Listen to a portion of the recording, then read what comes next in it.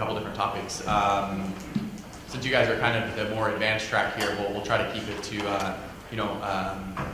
stuff related to people who've already been in practice for a little while, who are trying to grow their practices, either their own panel size or bring on multiple providers, but then also some other bigger issues, regulatory type stuff, which Kim is kind of mastered at this point. And then we'll let you guys just kind of lead the discussion. So how about we start like on a specific topic though, so we kind of lead the discussion. Let's start with I guess like the growth strategy part of things. How do we grow our practices? When we're open, we've been open for more than 6 months. We have hundreds of patients. How do we get to thousands like Josh? So we'll just kind of keep the conversation on that, and then we'll get to they've got some technical regulatory stuff, and then maybe the larger DPC movement, media, marketing type stuff at the end. So I guess some of that will be overlap between those topics. So we'll just kind of open up the floor and let you guys take it where you want. All right in the front. Okay, so my practice is almost full, and I have a huge contract coming up after the first of the year, so I need to hire another physician. Do you guys have associates in your practice, and what structure did you use to bring them on, and what has worked best for you? Josh has most experience. Yeah. Well, actually, we talked a little bit. So I think that growth strategy is getting interesting because a lot of doctors will say that now for this group, it's not can I make DPC successful. It's how do I continue to capitalize on my success and find another doctor or provider. So that I think separates into do I hire a mid-level or not. And I think it's all about, this is the drum I beat, value. Everybody can add a value. We have a bunch of male doctors in my practice, so a female provider would be excellent. You can't find a physician, a mid-level would also meet that value for the patients who aren't joining because they're waiting for a female provider. If I was an internist, then a female pediatrician mid-level would be very helpful to balance out the practice, etc. Ryan can speak to this too because he's recently hired a nurse practitioner, and I think that can work out really well because they still have their model. It actually is typically more profitable for the doctor to hire mid-level, and patients still get care, they're growing, and some they may not have the same mistakes that they've learned from a hospital system, concerned about just administrative stuff and overcharting and these kind of things. So any way that you can find another provider to continue to grow and make good on that is an acceptable way. I don't think any of us have cracked that egg on how to just go out, recruit the next great physician at the right time. There tends to be cycles there, where contracts, non-competes, who wants to stay in that town, how long do they want to stay in that town, they want to work full-time or part-time, and then once you get through all that, are they a good fit for your practice? And I'll tell most docs they're not a good fit for my practice because we're kind of a frat house. If you're wanting a very mature practice, you won't find it in my practice. So we're an acquired taste. You might find that hard to believe. And so if it wasn't hard enough, then you have to match personalities. So at the end of the day, I'd rather have the right person at the wrong time, and I'd rather have the right person than a set of credentials. I will say it was so 2 parts of growth is your business growing enough. It sounds like you have some contracts in place that your patient panel is growing enough that you'll be able to feed that other person. So that's the first thing is you have to make sure that it's the right time and your business is growing fast enough. And so I actually found it much more difficult than what I thought. So I've been trying to hire another provider for almost 2 years. So I'll tell you, the people who come to this conference and all you in the room are unique. You're not like most doctors. You may have not realized that. Most people just are not willing to think outside the normal boxes we've created. Most of them are not entrepreneurs. Most of them are scared. A lot of them are burned out. So I thought it would be a lot easier, actually, having built my practice and I think having a good reputation in my area and having a little bit of reach online. I thought, I'll put some feelers out there to residencies, to Facebook groups, and I'll have doctors knocking at my door, and that just did not happen. And so my original goal was to hire another physician, but I still haven't found that unicorn. And I think what Josh said is true, that there's multiple parts of finding someone who's agreeable and that would be a good fit. And I think first and foremost is, would you get along with them? both just from a personal standpoint. You know, my criteria is would I want to drink a beer with them. They could drink something else, that's fine. But you know, I enjoy being around them. And number two, do I kind of fit with them philosophically? You know, not that we always have to make the exact same medical decisions, but if you have, you know, one provider that, you know, throws the kitchen sink at everyone all the time for everything, and then someone like me that is kind of a non-interventionalist skeptic, that would be very difficult to juggle those two kind of approaches to medicine. So those two things are, number one, kind of hard to find, I realized. And then once you can find those, you know, someone who's nice and enjoyable to be around, you know, good personality match, philosophically kind of agrees with your approach to medicine, then you have the business part of that. And that's, you know, I found some people who were kind of in the first two camps. They're like, I can work with you, I can get along with you, and you get into the business, and they say, well, so how much is my sign-on bonus? And, you know, what's my guaranteed salary? You're like, oh no, that's... So it was not too hard to find someone who met one or two of those criteria, but all three of them is very difficult. So, you know, my vision was not to hire a nurse practitioner. In fact, it was always to hire another physician. But I'd hired a nurse practitioner to kind of fill in when I was gone, when I went on vacation and whatnot. And she met all three of those criteria, but she happened to be a nurse practitioner and not a physician. So I struggled with that for 6 months. I was like, I want a physician because I kind of built up this and I want to empower physicians. But again, I met someone who met those three criteria, and I think that over time, you know, she will probably require a little bit more work up front, but on the back end of it, potentially more income. So it was more about finding the right person and you know, the right initials. Your patients have been amenable to having a physician? Well, so when I'm gone, so my goal has always been to have people have their own personal panel. I don't want to use an extender to do things that I don't want to do or to share patients. So that's never been my vision. But so yeah, when I'm gone, if you know we have someone who's really sick and needs to be seen, you know, I want to hire someone to be there to have an, you know, exam if needed, if something my nurse can't handle. And they've never, you know, complained about that, having someone available the same day. So I did ask a lot of my patients, because I do harp on the physician-patient relationship, and I have for years, and I still really believe in that. And so I was a little bit, and still a little bit concerned about that. How will my patients react to a nurse practitioner?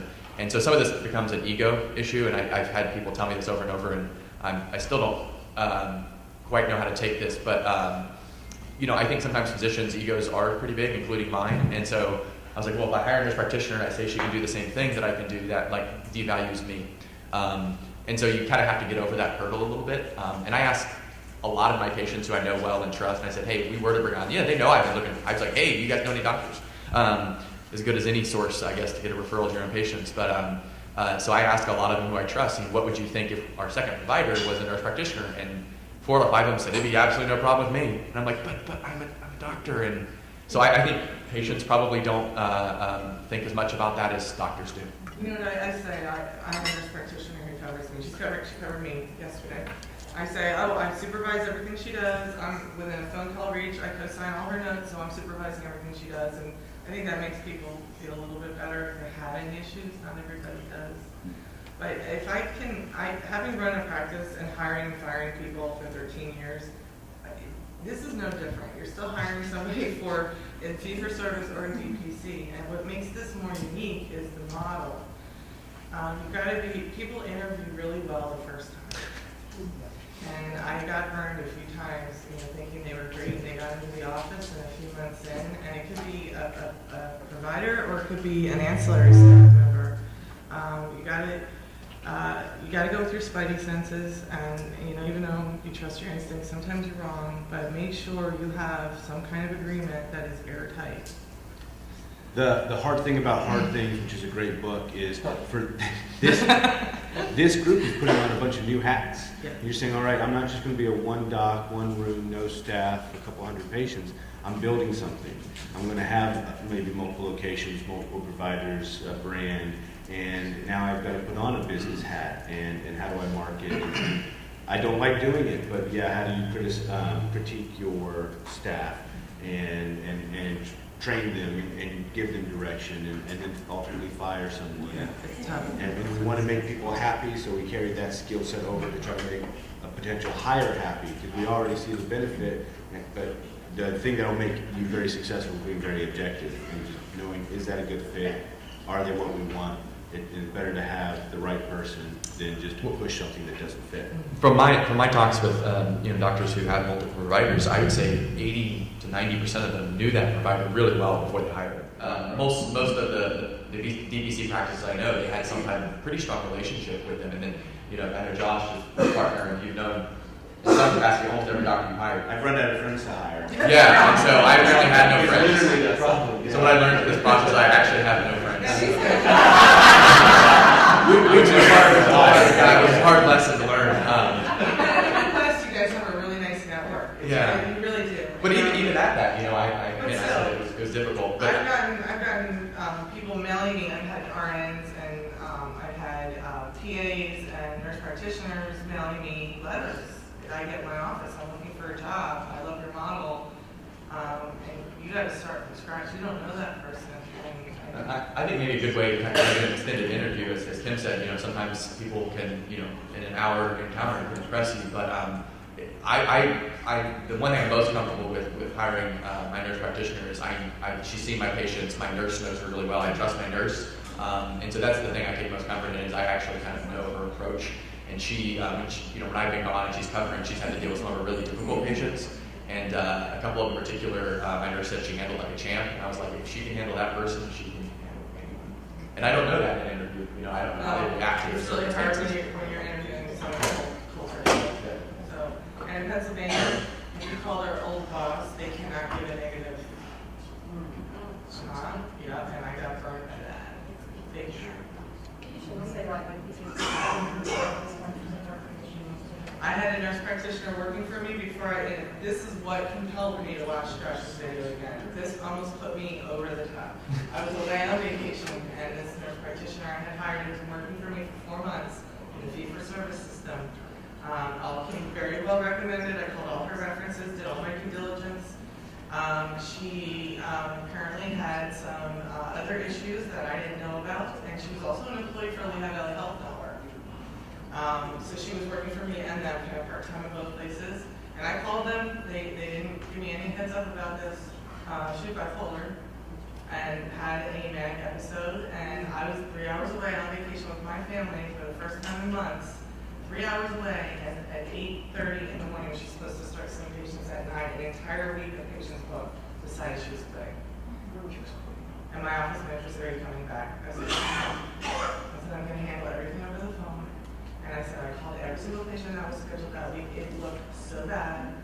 And I thought, I'm going to lose patients over this. And I said, here I am depending on somebody else to run my practice so I can take a vacation. And I needed that income. So I was with a whole week without no one coming into the office. And so that's another reason why I was like, I can't do the fee-for-service thing anymore. That's the nice thing about DPC is You know, I'm on vacation and still. Yeah. But anyway, I didn't know about that. Had I done a little bit more digging, and now I do this with my dad, who was a business owner, turned me, and he does this with his employees. It's a free personality screening you can do. They're very inexpensive, and we can point out some things that you may not have picked up on. But this is I call my practice my third child that I ever had, and I will do anything to protect it. And if anybody does anything to put it in jeopardy, She will catch you. I will.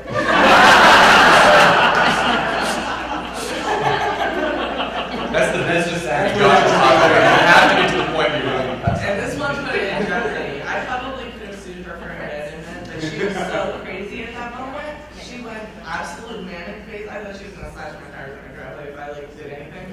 So I just kind of backed off and did damage control. But I'm never putting myself in this position again. I mean, it ruined my whole week. My family thought my head was gonna explode. So. I don't know which one. Which video? When you In 2014, the DPC summit. Was that the 2014? Phil has all the videos Yeah. online It of was lots the- of people. Yeah. It was like one of the first, I think one of the first times you were videotaped. Was that 2014 as the DPC summit? You got up there. Yeah. Josh has a video all the way back to college and was unrelated. Exactly. It was a video of You search the physician. internet, you'll find it. It's what turned me on to DPC. A family friend who's an orthopedic surgeon in downtown said, you need to check this out. And he's a big free market guy. And I just kind of watched it for a year and let it digest. And then that was the tipping point where I'm like, I'm watching Josh one more time and I'm going to do this. Got one right here. So my question is, so we're on the topic of growth, and you guys are all experienced, and even some of the people in the audience. So the past year we've seen some failures on large scale DPC, Q Lions, turntable, things of that nature. What are your thoughts on that, and on how it affects the growth going forward of the DPC movement? Does it hinder it in any way? And just kind of, what are your thoughts on that? I don't think it hinders at all. I mean, if you look at the percentages here, those were two larger DPC, if you want to call them that, practices. But as a percentage, there's 800,000 DPC doctors, and although Q Lions I think was 10 doctors, 12 doctors, 14 when they closed. When they close. So, I mean, as a percentage, that's tiny. I mean, that's, and I'm sure Phil SQ could attest to this. 90% of DPC practices who open are still open after a year or two. None of us have, 10 or 20 year track records here, but, those companies, I don't want to bore you guys with this, but I think it's important. They attempted several different things to grow big. So that's what we're talking about here is growth. And so they stuck their necks way out and tried to partner with a couple different types of organizations to grow their practices big. They were trying to hit a grand slam. And those partnerships, which mainly were venture capital, so they were big investors who want payback, which is nice when sometimes $10 million. Yeah, I'll use the $10 million, but that comes with enormous risks. And then in the case of both Q Lions and Turntable, they got third-party payers. And so, again, that's enticing when a huge company or a Medicaid managed care company, in the case of Turntable, it was Nevada Health Co-op, it sounds great, you have thousands of patients we're going to send to you. But what happens when that entity goes away? You're done. So that's the old saying, don't put too many eggs in one basket. And that's what they did, and so Q Lions was impressive with how much they grew, but I mean, the end result was it wasn't sustainable. So yeah, I don't think it has anything to do with the larger DPC movement. The media, of course, who is skeptical, or policy people who are skeptical of what we do, are going to point to those couple companies. But I know a hospital that closed in Kansas, so I don't hear anyone writing articles saying the concept of a hospital is done. It's just ridiculous. I mean, it's just To put it in context, we added 26 doctors in May to DPC that I know of, and they lost 14, so it's still a net growth for just that month.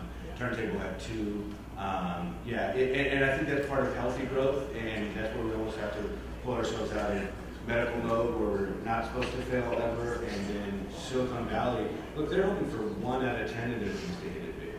So they're very comfortable with failure. That's just part of it. And if a business fails, they keep trucking. They're doing a lot of experiments, and again, because they want to hit it big. So they tried to hit it big a couple of times, it didn't work. That doesn't mean Silicon Valley will stop investing in things. From knowing people involved with those, both Erica and Garrison Blith have already started their own independent DPC practices, which is where they started. So I mean, it really came full circle, and I think at least 3 or 4 of the Q Lions doctors have already went out and started their own DPC practices. So DPC didn't fail. Yeah, and so the media didn't support that part of it. And it's important that we talk about the failures because people are watching. They're watching how this is going to move, and if we can stay ahead of them and talk about what isn't working rather than waiting for it to stop and hit the news, I think that will help. There's a great thread on the Facebook DPC page right now about a couple of failed docs, and the common theme is always very similar. Wrong price, wrong value, marketing, hybrid, different things that you do, part-time. Now, I'm not saying those things can't be successful, but some people go into it with one set of goals and then one set of actions, and you got to make sure your goals and actions align there. We learn a lot from the practices that fail. And I don't know who last used Netscape. Or MySpace. Tom? That was an old joke. I apologize. So because and that's just part of it. Lots of technology things come and go a little better. I had another question about the hiring of another physician. When you're thinking of the growth, hiring versus having a partner, what would you say are the biggest factors in which way to go? Well, by partner, you mean having somebody like a part owner, a part owner. Yeah. So for me, I put so much time and lost so much money building my practice, I never really saw a circumstance where I was willing to give away even 1% of my practice because I think I just worked too hard, and it would have had been someone who had some kind of amazing proposal to me to give away even 1% of my business. But I wanted the person I hired to feel like they were part of it. It had huge potential for good income and to make them happy. But I never considered kind of a partnership. But again, if you started, it's all individual. Yeah. So I know a lot of people who had 2 or 3 doctors who kind of had this vision. Like Nick Thompson was up here, that's how he started with his partner. And so, but his partners also had some skin in the game from the beginning. But if you've been open for years, for someone else to come in and say, okay, now I want to be a partner. Well, of course you do, because I just spent 5 years. I didn't want anybody having anything to do with my practice. I'm 50 years old, and in 10 years I'll be 60. At some point I'm going to be like, sure, come on in, you want half? I'm done, I'm ready to start scaling down. Well, yeah, if someone came to me with a $4 million, then yeah, I would consider that. But most people aren't willing to do that. So. And then the other part of that is I offered partnership to my first couple of doctors in jest. If you want half this debt, you're welcome to it. I'd happily give it to you. The bank doesn't mind. And it was just a boringly rational decision. If we added you one that's a legal expense, an accounting expense to figure out what you own and what you don't, and because you've got to prepare for divorce, because that what happens. So you have to pre-plan all these future things so that you can give me $50,000 to be part of the practice. Now you're $50,000 in debt. And now going forward, you own a third of my debt, and then when all that's paid off, and now it's paid off, but then you'll make a sliver of what is, I think, thankfully, a small percentile of profit. It's not a huge chunk, which is going to keep a lot of investors away. They're not making millions off each stock, so that insulates us. So you're going to spend a lot of money to get a small sliver way later, and the investor type mentality that entrepreneur is, I'll take less money now for more money later, that delayed gratification, and most of your employee docs would prefer less money now, and just secure that. The difference of 180 to 200 to them doesn't mean as much, but the difference of having to wait several years to get to 220, 230, 240 does. So ultimately it comes down to, do you want to run a business? When the Xerox breaks, do you want to kick in 30% of that? No, they just want 30% of the business. That's where that conversation usually goes. We got a trademark lawyer on us trolling us that we're violating some other Atlas company's brand. Do you want 30% of that lawsuit? It probably won't go anywhere. I think it's just a troll. It's just meaningless paper. But that's the kind of thing when you're an employee, you don't worry about that. None of those things come up as a stress. If patients pay, 5% aren't paying this month, my docs get paid regardless. And most docs just aren't that interested to say, I am so itchy to run a business. That's not mine, but I definitely want to keep with yours. So, yeah, I think that's what it comes down to, is just logically, most people don't end up wanting that with the responsibility. I was just going to ask for your comments back on patient growth. One of the things that I wanted to mention was I struggled for the first 2 or 3 years so emotionally, almost daily. Have I added a new patient today or have I not? Am I elated or am I depressed? And so one thought, I'd love to hear you guys' thoughts, but for those of you who don't know me, I love Jesus, and my word every year for 3 years has been something along the lines of be content, be satisfied, be patient, something along those lines, because I would just live and die every day, every week, every month on how many patients, how many numbers had changed. And I know there's an economic aspect to it. I mean, we've got to pay the bills, we've got to pay ourselves. I can answer this one first. But be content, take care of the patient in front of you, love the day. Love the day is right. So I called John as Big B, my Pennsylvania buddy, and I said, I gotta tighten up my patient agreement. I'm bleeding patients, and they're coming to me just for stopgap. So yes, am I adding patients? One left today. Did I add another one? Am I gonna meet my overhead? You know, I'm almost 2 years in, but that first year was definitely stressful. And I found people were using me, you know, so you worry about whether you're getting the patients in, if, you know, I had a new sign up, somebody left, why did they leave? So you start to identify what's bringing them in and why they're leaving. And so when I was stressed out, like you were feeling, Jeff, I had to stop and look at that and be thankful, first of all, that I was where I was and know that I could do something maybe to help things along a little bit better. And I think when you have growth like that, where you're worried, you got to look at the environment. You got to look at what's drawing people in, what they're looking for. If people are leaving, you have to try and identify why are they leaving? Why are they only staying for a few months? Is it something I'm doing wrong in the office? Are they not liking the service? Is Sarah not being nice to them at the front?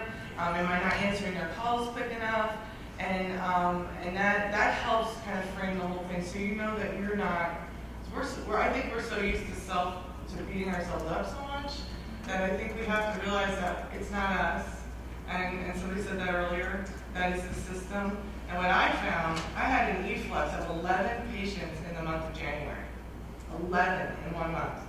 And I called John as baby, I'm like, oh my God, did you have this? Is this the Pennsylvania thing? I'm like, what's going on? I'm like, 11 patients, oh my God, how are they going to let them back?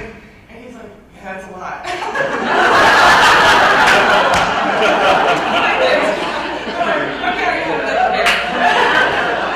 So I started looking at the behavior. I went back and I looked at all of them. I'm like, when did they sign up? And when are they leaving? I'm like, oh my God, they're like leaving like in 2 or 3 months. Because you get so wrapped up, you don't remember when people are signing up. And I'm like, they're using me as a stopgap. That's not the kind of practice I want. That's not my vision. So I rewrote my patient agreement to be airtight. And believe me, it has headed a bunch of them off in the past who are just coming in to want like their 2 months of care before their insurance kicks in, or they just want their 90-day meds and they're just going to move on to wherever else. But when you get that stressed out, my point is I had to stop and step back and look at the big picture and look at, oh yeah, now look, the good thing is I have this many patients. The bad news is I haven't had a sign up in a week. But the good news is, and so it's hard to do that, and especially when you're relying on signups. It's so different than the old system. You're relying on those signups. So every time you get that email that so-and-so, I hate to do this, but I'm canceling my membership, it hits you in the heart. If you hate to do it, why are you doing it? Yeah. Yeah, I'm cursing under my breath when I read it. Because the country club membership went up. Well, right. Curse out loud. Too. Yeah, and they just went on a cruise and this and that, and you're just like, oh, there's so much work into this. I'm putting my blood, sweat, and tears in. So you just got to step back and reframe it and still value yourself. You have to do that. Well, I think that those emotions change a lot when you're at 100 or 200 patients versus 600. Yes. So yeah, in the beginning, I was in that mode a lot, and I had horrible weeks and good weeks. And we still have that where even at 600 patients hiring a second provider, we've had 16 people quit in a single month. It was like a family of 8, and then they're a small business, and it's like, holy crap, how did that happen? But it hurt a lot less because I'm like, okay, I'm down to 590, or I went from 610 to 600. That's not a huge deal financially. So yeah, in the beginning, every person that quits, it just kills you. And now I just get annoyed, and I just Well, we're putting our blood, sweat, and tears into this, really, and people. It's just that sometimes, for me, it was a symptom of how they don't value their primary care or their primary care physician. The primary care themselves and the person providing it, and it's a symptom of the system. It's not me. Well, I think a lot of older doctors have told me this, but you can't care more about your patients than they care about themselves. We do, though, and you can't stop us because we're family doctors, and that's what we do. But sometimes you feel like you can save somebody, and you feel like, oh my gosh, I can help them so much, and you realize they've done better under your care, even if it's been for 3 months or sometimes 2 or 3 years. I've taken care of somebody who came in who was just an absolute train wreck, and I see how much better they're doing. And they'll even tell me that. I'm the healthiest I've ever been, doc, but I gotta leave you because whatever. And you're like, so how much do you really value your health and our relationship? And the answer is not near as much as you thought they did. You know what? So what I did is I crafted this really nice email, and so I'm killing them with kindness. And I do have to wish them well. And I say, you let me know, please, if you need anything in the future. It's been my pleasure providing you care for X amount of time. I wish you all the best and health, and we're here if you need us. And actually, it makes me feel better. It's like a catharsis.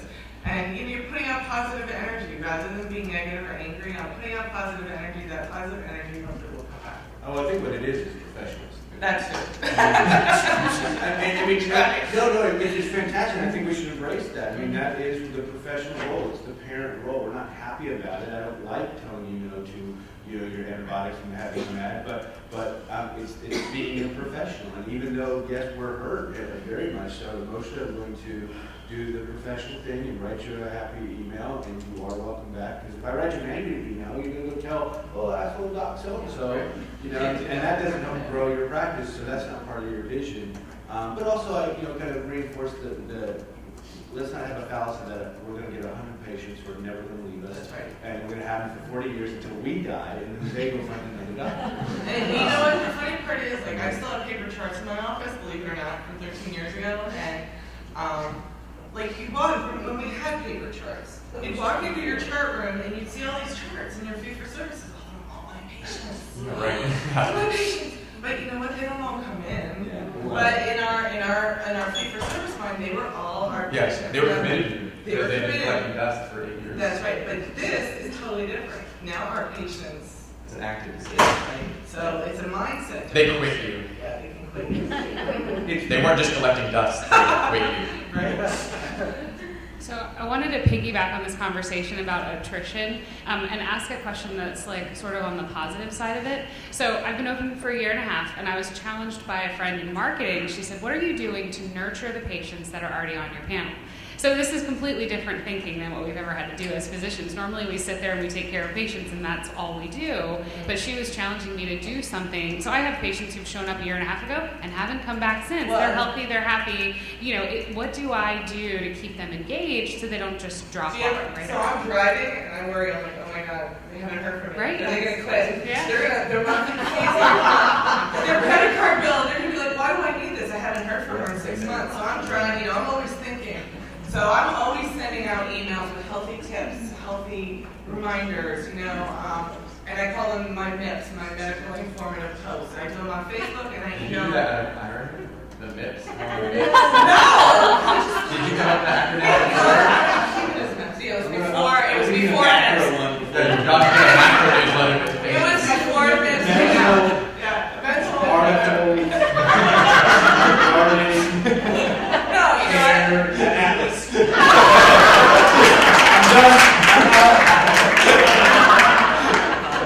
was MIPS before it was MIPS, and actually I really did that because it's pretty funny.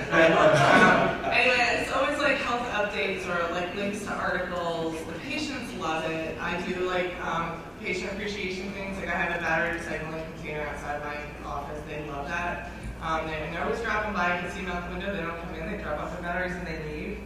We did an electronic recycling event.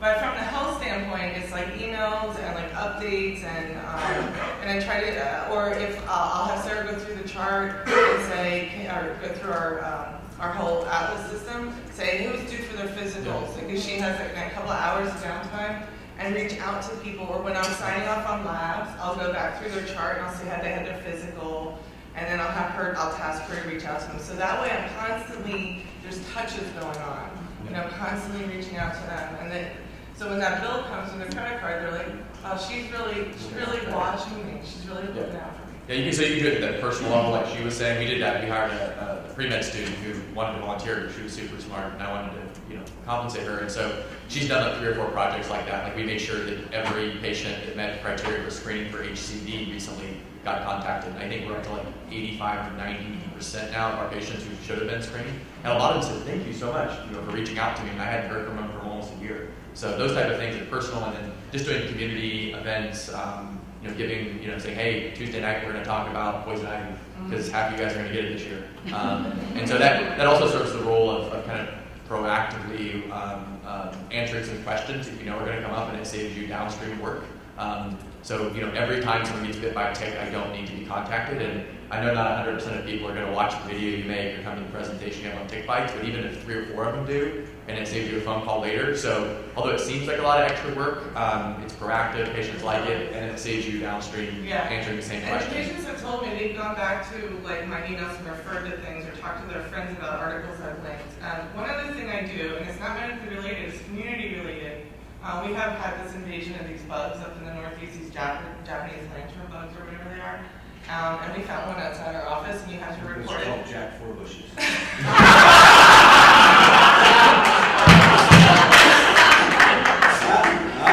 I'll send you pictures. You have to hang it outside my office, and you have to report it to badpabugs.com or something. So I put I mentioned a mass email out to my patients. I'm like, by the way, we just found one of these outside of our office.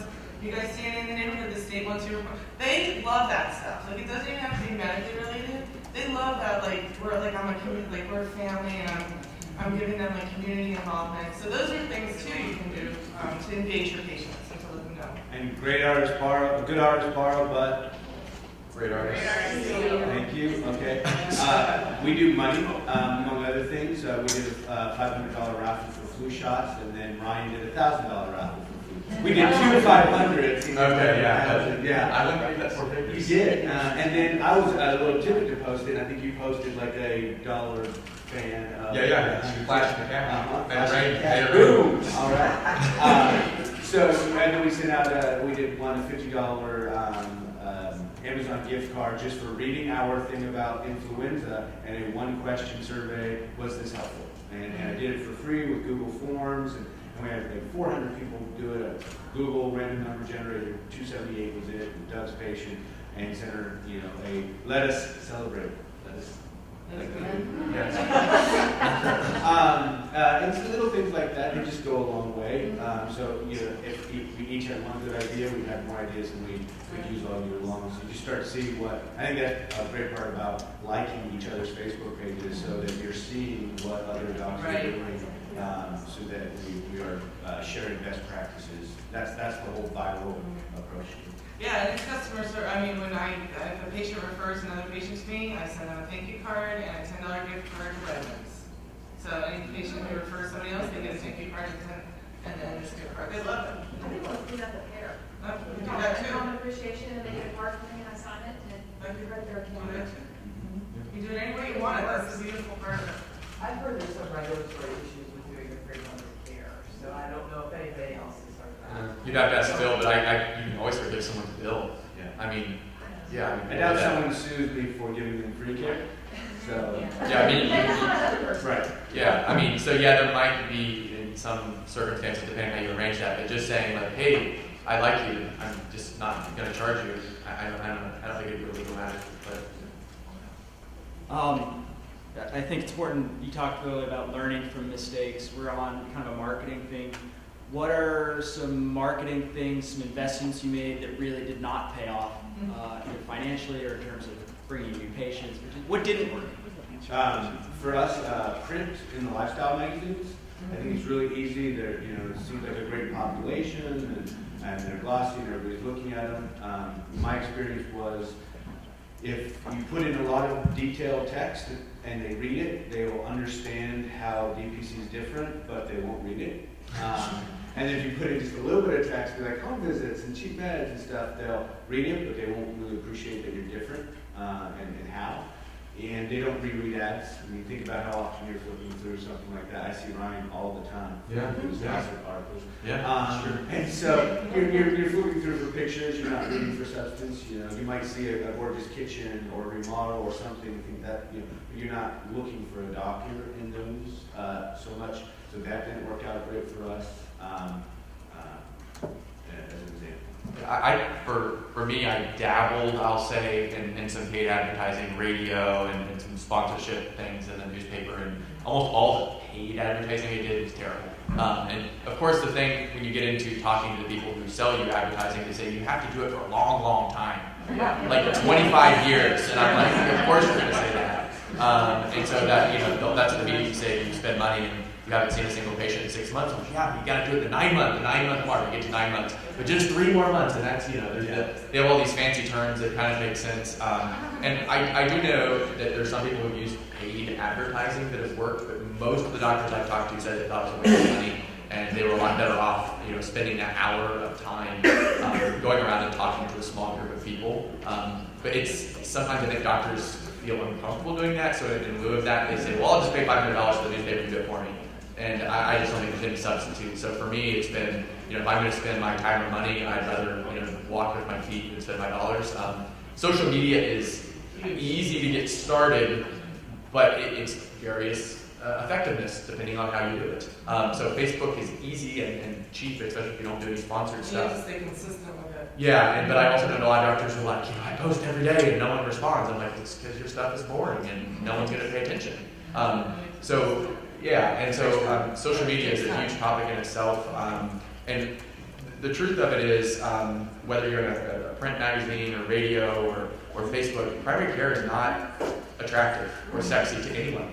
Like, I don't care how passionate you are about it, it's just not. Like saying, get on Facebook. Yeah, well, some of us more than others, but yeah. So I think trying to sell primary care is dang near impossible. But you can open a conversation or intrigue someone with something totally unrelated. That, again, a good example of like poison ivy, tick bites. People are really passionate about that because they hate ticks and they hate poison ivy. So on your Facebook page, I don't think it's probably too effective to say, like, you're going to get great primary care with us. Like, people don't even know what that means, sadly, anymore. But if you say, hey, here's some cool stuff about tick bites. Oh, yeah, I know about ticks, and I'm going to share it with a friend. And so, I think that's where doctors feel uncomfortable, is they feel like they're selling themselves. But don't share your knowledge. You're an expert in a lot of things. And so I think you're a lot better off, just saying, hey, I'm going to educate this group about diabetes or tick bites or whatever it might be. And then that opens the conversation to, why is this doctor doing this? And then they'll get intrigued and they'll read. But if your leading point is, I'm going to provide you a really high quality relationship in primary care, people are not going to read further. Well, and it's interesting. I think it's regional too. Like in my area, in the part of Pennsylvania, there's a family doctor in every block, and people are so beat up by the cost of their health care that even coughing up an extra $50 or $75 a month is tough. And they don't value. I think family practice, especially in certain areas, has been devalued to the point where they'd be just as happy going to urgent care. So what I did, and I felt that. So what I did was I really focused on the ones that were coming. I just really gave them, and I enjoyed it too. I wasn't rushing through, and I didn't spoil them, and I didn't overdo it, but I really gave them good personal care. And slowly, that word of mouth, your best advertising is going to be taking good care of your patients. And that's slowly, it takes a while. I started to feel it about in year one, the end of year one, and slowly building it.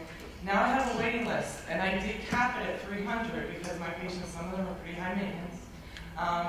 So I capped it at 300, and the minute I put a waiting list out there, all of a sudden people are like, wow, she must be really good, there's a waiting list. It was like this mentality change, and I knew it was going to happen. I think I had talked to a few people, I said, let's see how this works. And I really did need to do the waiting list, I just didn't do it as a psychological tactic. But that is what happens. People are like, well, how long is it going to be until I can get in? I was like, well, it depends how fast we move through the list. And people are like, you're full. It's like the Dunkin' Donuts when they do the free donut, which is like 89 cents, and it's like a line around the block. So you're saying an hour, I'm like, it's 89 cents. I mean, you're gonna wait an hour for something for $1, but people do it because. They were like, you're full, Dr. Corb? I said, yeah. I said, I'm working on a really big project right now, which is that manual, and I said, I'm going to provide everybody with the service I'm promising, so 300, I'm at my comfort level right now, and we'll see how it goes. And they're like, wow, really? So then they start to covet their membership. It does, and I think that's a regional thing too. Like, I think people like to think things, you bought the purse at Neiman Marcus versus Marshalls, like, oh, a Neiman Marcus purse. It's just this crazy mentality, but through all of that fluff, I just want to provide my patients, I want them, they're very happy, and I want them to be happy, because that makes me happy. And that's the best advertising we can do. But back to the question of what didn't work, and I love the question. What I normally say is great marketing starts with a good business model. Because even you can spend all the money you want, if you're overpriced and don't do enough, it's not going to work. So if we said, all right, what marketing strategies don't work, and we have to back up to that level too and say, well, what business models didn't work? And if you're struggling and you're not doing the full DPC model, unlimited visits, hopefully, full stop. Unrestricted. Unlimited visits, go-based, free procedures, wholesale meds, wholesale labs, these are the states that you can. And if you can't do some of those things, be doing something else. Be, be consumer obsessed on the first 100. Do whatever you can, but we spent $1,800 a month on radio, and it worked really well for us. But that averages to $90 per doctor per week for my practice. So that's actually not so bad if you think you're posting boosting 2 or 3 Facebook things a week to grow. But we're in a growth phase. If you're not in a growth phase, then radio wouldn't be the thing. But if you're in Kansas City, radio station's going to hit 3/4 of the metro that'll never come drive to you because it's so spread out. So radio wouldn't work there. You really have to map that too. But anything can work really well if you've already given yourself the easiest path, which is just a great business model. Start off affordable prices, high value, consumer obsessed, and then the rest of the marketing strategies will be more. Word of mouth, and I've done that in my old practice. I started with 0 patients in 2003. It was word of mouth, and I tried the mailers. I mean, to step out of the DPC world, go back to my first practice. The mailers just didn't bring in the patients. It was word of mouth, and that takes time. I just want to make a random comment. When Kim called me and told me that she had lost 11 patients in 1 month, I said, yeah, that's a lot. I said, but I kind of went back to when we opened our DPC practice, and we were Atlas's first practice, so you never forget your first. No. I still have the tattoo. Yeah. Tramp stamp, baby, all the way. The surgeon had a hard time working through it. I recently just had back surgery, but anyway, I think when you're converting from an insurance practice, and when we had 3,500 patients, and when you look at the retention piece of how many you're going to retain, between 15 and 18%, when you see a lot of the patients leave the practice when you convert to DPC, it's heartbreaking. Then you have to kind of be reminded that when they leave, they're not your patient anymore, and the people that you want to focus on, the people that stay. And I think one of the big things I remember just dealing with Josh when we were launching our practice was, turning obstacles into opportunities. We get so focused on the ones that leave, but we forget to focus on the ones that stay. It's like the things in life, you always remember the game you lost, rather than the games you won. So I think it's just a mentality piece that we got to focus on the ones that stay. And then when you run into the people that you see out in public that were your former patients, and they run up to you at the grocery store, hey doc, I'm sorry I couldn't stay with you. They have this excuse. You can tell there's a little bit of I'm awkward about it. I'm like, how do I deal with this? And I'm like, well, we're growing, we're doing really well. She's like, well, I just couldn't afford it. I said, really? I said, our practice is $2.33 a day. I said, that's cheaper than a Starbucks coffee. And you can see the blank look in their face. And I said, it just boils down to what people value. And you can see how that it changes the conversation, and they want to get away from you. But your success is basically the statement, So don't be so focused on the people that leave, and take each day as it comes. Glass half empty versus glass half full. It and is having really had stay positive. 2,500 patients in an area where I do run into them, the ones who left when I transitioned, and the ones who have left during DPC, I run into them, and I always take a high road. I said, I hope you're well. I hope things are going well for you. We're here if you ever need anything. They'll stop me, and I always, under my breath, I'm like, no, I always try to take the high road, like John said, and it is emotionally upsetting when they want to leave, but you've got to just keep your chin up. And you got to know that you're doing the right thing. So I'm Liz, I'm in Raleigh, North Carolina, and I'd like to speak a little bit to the retention piece. For us, we stopped calling our members patients, we call them members, and so for the people who don't come in that often, they say, I rarely need you. That sort of keeps them among us. And I happen to be wearing this today because I stayed up too late, so now I'm in like my workout clothes. But another partnership that we have that has driven a lot of patients to us and has helped with our attention is the Y, your local Y. And if you have a strong Y in your community, that can be an excellent sales force for you. So we have a shirt and we have a workout every week that's open for our members. And so 3 o'clock on Thursdays, I'm there, one of us is there working out. And if you come, you get a free t-shirt. And so we have billboards walking around the Y all the time. The other thing is the Y staff knows if I see someone in a Fisher Clinic t-shirt, this is someone who's maybe stepping out, trying the Y. They want to sell them on the Y and our partnership with them. And that has been, and it also communicates to the community. This is a doctor who cares, his tagline, I want you well, not well medicated. And I'll meet you at the Y. And it's funny, you'll find people who want that. And then there's some